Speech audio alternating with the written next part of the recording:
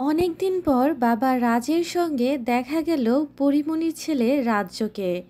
অনেকেই কমেন্ট করছেন সেখানে, পরী আপনার কাছে ছেলেকে দিল তাহলে।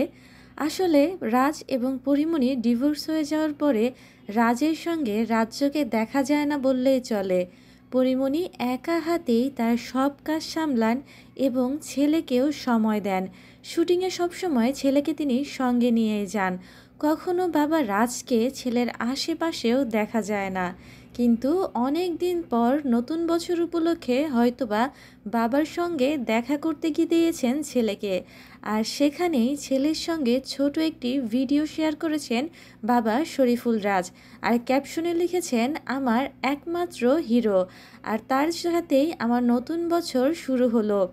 বাবা রাজও ছেলেকে ভীষণ ভালোবাসে, তবে হয়তোবা দুজনের সম্পর্কের টানাপোড়েনে ছেলেকে সময় দিতে পারেন না বাবা রাজ। আর পরীমনির মতে বাবা রাজ কখনই একজন ভালো বাবা ছিলেন না, না কখনো ভালো একজন স্বামী হতে পেরেছেন।